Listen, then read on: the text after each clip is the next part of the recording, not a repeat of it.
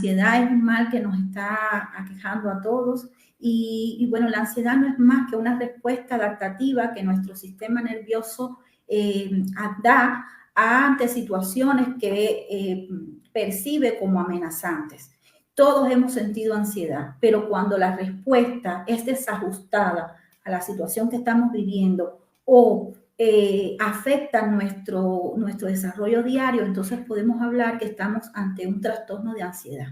Y se manifiesta con muchos síntomas, por ejemplo, dolores de cabeza, sudoraciones, palpitaciones en el pecho, sensación de mareo, sensación de desmayo, sensación de muerte, angustia, falta de aire, y bueno, muchos más, ¿no? Según todos los sistemas. Hay varios tipos de trastornos de la ansiedad y podríamos irlos mencionando someramente para tener alguna idea, ¿no? Acerca de, y que los pacientes, los teleaudientes puedan reconocer si están teniendo alguno de estos síntomas. Por ejemplo, el trastorno de ansiedad generalizada. Los pacientes sienten una ansiedad excesiva y persistente por situaciones de la vida cotidiana, como por ejemplo el trabajo, la escuela, las relaciones, y se mantienen todo el tiempo preocupados.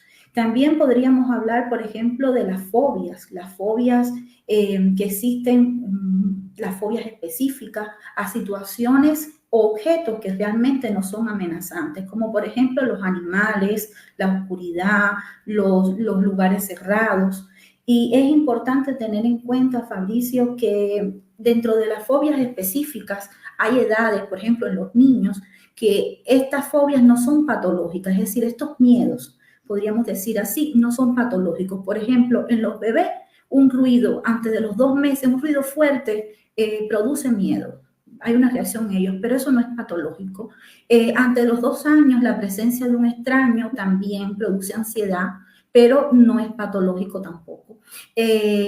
Hasta los 4 años, por ejemplo, el miedo a la oscuridad, a los animales. Después, cuando están más grandecitos, hasta los 6 o 9 años, en ese periodo de tiempo, a las enfermedades, a las muertes. Por eso es tan importante tenerlo claro, porque a veces llega la consulta a los papás preocupados porque sus niños están con ansiedad ante estas situaciones y debemos saber si es patológico, es decir, si esta parte están dentro de fobias o están dentro del desarrollo evolutivo normal, y ahí lo que hacemos es enseñarles a los papás cómo manejarlo en casa y cómo acompañarlos para que los niños puedan superar esta ansiedad de manera positiva.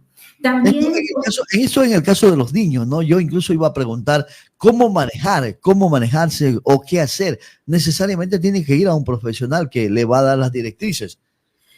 Sí, Fabricio, sería muy oportuno poder acercarse ante un profesional para que le pueda explicarnos cómo acompañar, porque ya le explico, no es, en este caso de los niños no es patológico. Cuando ya estas fobias se producen en otras edades, ya sí es un trastorno, ya es una fobia, pero en edades infantiles como las que he mencionado, son parte del desarrollo. Tener el miedo a la oscuridad hasta los 6, 7, 8 años es normal. Ya a partir de los 9, 10, 11 ya no es normal. Entonces, si estos síntomas aparecen en nuestros hijos y nosotros acudimos al médico y él puede, o al especialista, ¿no? Y él puede diferenciar según la edad, si es normal de su edad evolutiva, ayuda al papá simplemente con indicaciones a que lo pueda superar de manera adecuada. Sin embargo, no llega a ser un trastorno. Pero si nos pasa, por ejemplo, a nosotros, ya es un trastorno y sí debe ser evaluado,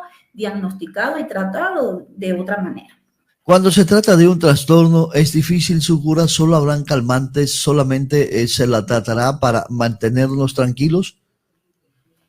Cuando se trata de un trastorno, sí es importante que haya un tratamiento integral, donde podamos ver todos los aspectos, la parte psicológica, la parte física con los medicamentos y evaluar la severidad, el momento de empezar, el detonante, cuál ha sido la causa que ha comenzado este trastorno de ansiedad para poderlo tratar adecuadamente, y el apoyo social, es decir, hay que hacer un diagnóstico y un tratamiento integral, no solamente con calmantes, porque solamente estaríamos aliviando la parte de los síntomas físicos que se experimentan y podríamos pues compensar hormonalmente nuestro organismo, pero la parte de reestructuración de cognitiva, de pensamiento, toda la parte de psicoterapia la estaríamos dejando a un lado y es muy importante también. Normalmente tiene que ver con el sueño, la ansiedad no me deja dormir. Así es. Sí, eso también dentro de los síntomas, que no lo mencioné, pero parte de, se afecta mucho el sueño, que puede ser el sueño de conciliación o el sueño ya después de mantenimiento, que no deja que uno pueda dormir todas las horas que necesitamos. También se ve muy afectada la alimentación, es decir, al aumento del apetito o la disminución de este. Es otro de los síntomas que dan. Y ya le digo, son síntomas que van según el tipo de ansiedad que estemos experimentando, desde síntomas más leves a síntomas más severos, como por ejemplo en el ataque de pánico, donde sentimos un cuadro bastante fuerte. Vemos los pacientes con sensación de ahogo, piensan que le está dando un infarto, que van a morir, pueden llegar a desmayarse, sudoraciones, y es bastante aparatoso los síntomas, ¿no? El cortejo sintomático que se presentan. Hay otros que son un poco más llevaderos, pero sí son importantes manejarlos todos, porque se agravan y se instauran y descompensan y afectan la vida diaria de los pacientes. Normalmente son los adultos los más afectados, pero en Esmeraldas particularmente son jóvenes los que están ahorita afectados, dado la misma crisis por la que se ha pasado y aún no se supera. ¿Qué hacer en estos casos? Es importante, Fabricio, en primer lugar, poder detectar cuál es la causa que me está causando la ansiedad. Para eso, si no lo podemos hacer nosotros mismos con una reflexión, acercarnos a un especialista, poder recibir la orientación, la guía, poder entender juntos qué es lo que nos está pasando. Pero bueno, en caso de que no puedan acceder de manera fácil y necesiten rápidamente orientarse, primero darnos cuenta qué nos está llevando a tener este nivel de ansiedad. Estaba mencionando algunos tipos de trastornos de ansiedad, pero eso lo tendrían que hacer junto a un especialista que podría ubicar, ¿no?, dentro de toda la gama. Eso sería lo primero, ubicarnos qué me está sucediendo. Segundo, tomar todas estas medidas que nosotros podemos tener, como las respiraciones, la meditación, tratar de tener una mejor higiene del sueño. Pero eso es muy difícil cuando estamos enfrentando síntomas de ansiedad, hacerlo solo. Por eso yo recomiendo buscar la ayuda profesional, porque junto con la ayuda profesional vamos a recibir también las indicaciones a la familia para que pueda acompañar y apoyar al paciente en este proceso y sea más fácil. No es algo que podamos solo, es igual que en la depresión, que muchas veces las personas dicen, tú puedes, esto es algo que puedes superar, levántate de esa cama, pero cuando lo estamos atravesando como paciente, necesitamos realmente la ayuda. Y ya le digo, el tratamiento va encaminado en manejar los síntomas cognitivos, es decir, todos los síntomas psicológicos y los síntomas físicos, y debemos pasar por todo el espectro, es decir, medicación, si lo necesita, que casi todos los trastornos de ansiedad llevan medicación con ansiolíticos, con antidepresivos. También la reestructuración cognitiva, es decir, poder reestructurar el pensamiento y entender qué está pasando, porque muchas veces los causantes de esta ansiedad es una adaptación desajustada a lo que está sucediendo, es una incapacidad para dar una respuesta adecuada a esta situación estresante que estamos viviendo. Y la sensibilización sistémica, es ir acercándome poco a poco a estas situaciones que me producen ansiedad, desde un punto seguro, es decir, desde una orientación segura. Entonces son muchos métodos, estrategias y tratamientos que debemos utilizar, pero siempre desde la guía de un profesional. Creo que es lo más acertado en este caso, además de lo que sabemos para evitar el estrés, pero no es lo mismo el estrés que ya cuando estamos teniendo trastornos de ansiedad. ¿Tiene que ver la alimentación en estos casos? La alimentación, sí. La alimentación y la ansiedad se relacionan mucho porque, como le decía, se desajusta. Hay personas que sufren ansiedad y que pierden el apetito, no comen. Pero hay otras personas que con la ansiedad aumenta el apetito y eso se convierte en un bucle porque la ansiedad les lleva a comer, la comer les hace sentir mal porque no va con la estética, porque sabe que no está haciendo bien, aumenta aún más la ansiedad y es bastante complicado. Por eso le digo que es importante el manejo y la orientación del especialista. La alimentación también es muy importante. ¿Cuándo se complica? ¿Cuándo está a punto de explotar el paciente? Bueno, según hay diferentes tipos de trastornos, como le decía, y los trastornos más complicados como los ataques de pánico, trastornos de ansiedad generalizada, los TOC, los trastornos obsesivos compulsivos, donde el paciente tiene una obsesión, que es una idea recurrente, que le atormenta y tiene que tener una compulsión, es decir, una conducta para aliviar esa ansiedad. Son momentos, es decir, son trastornos que ya te hablan de severidad, de una ansiedad que tiene un poco más de dificultad en lo que es su tratamiento, en su recuperación. Pero siempre hay forma de tratar, de manejar, de que puedan mejorar.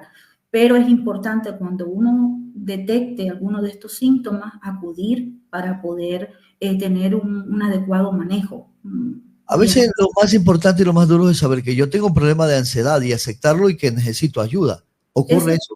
Eso es tan importante, Fabricio, que la población pueda entender que cualquier sintomatología de salud mental no quiere decir que estemos locos, ni que somos más vulnerables, no, a todo lo contrario. Todos hemos pasado por momentos en los que nos sentimos muy tristes, hemos padecido depresión, hemos sentido ansiedad, hemos sentido miedo, hemos estado desorientados para tomar una decisión y es importante poderlo reconocer, entender qué me está pasando, de dónde está saliendo todo esto, cómo puedo llevarlo mejor, qué orientaciones puedo tener, en quién me puedo apoyar, porque no solo el especialista, sino la guía que me da el especialista para después poder seguir yo mi camino solo, porque eso es lo más importante, enseñarle a los pacientes herramientas que le permitan, después que no están con nosotros, y enfrentar otras situaciones que van a venir más adelante, ellos solitos, y que puedan ya hacerlo, y que estas situaciones no sean tan estresantes y le causen tanta ansiedad, y que puedan manejar las crisis, por ejemplo, en este caso de los trastornos de ansiedad o los trastornos depresivos. Hay unas técnicas, hay terapias que en este caso ustedes lo dan para que ayude al paciente.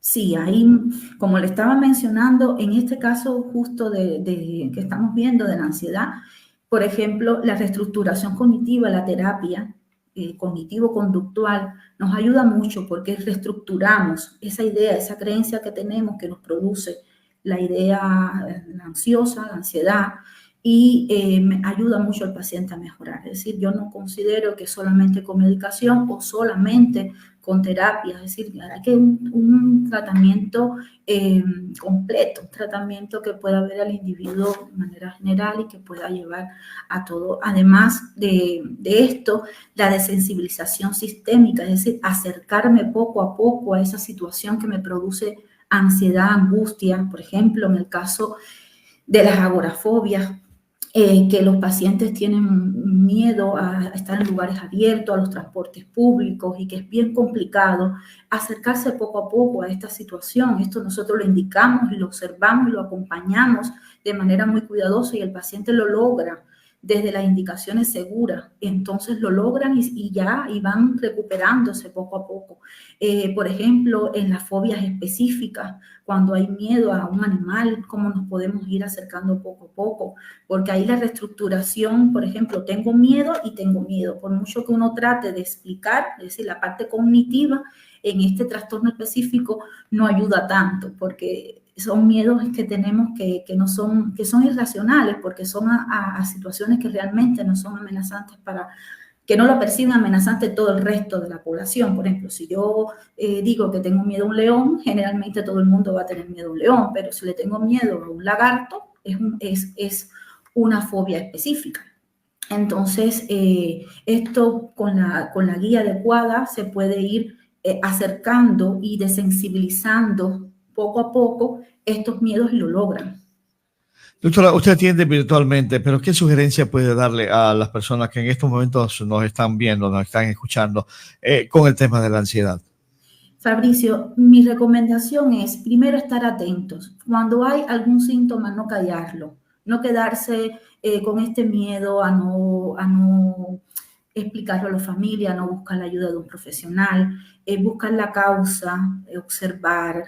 Siempre le digo a mis pacientes, traten de cuestionar los pensamientos que tenemos, de cuestionarnos a nosotros mismos y llegar al fondo de lo que nos está pasando.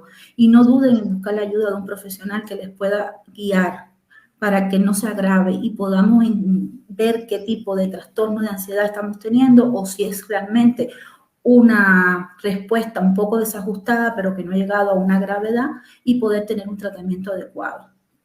Muchas gracias, doctora. Muchas gracias a ustedes. Hasta luego.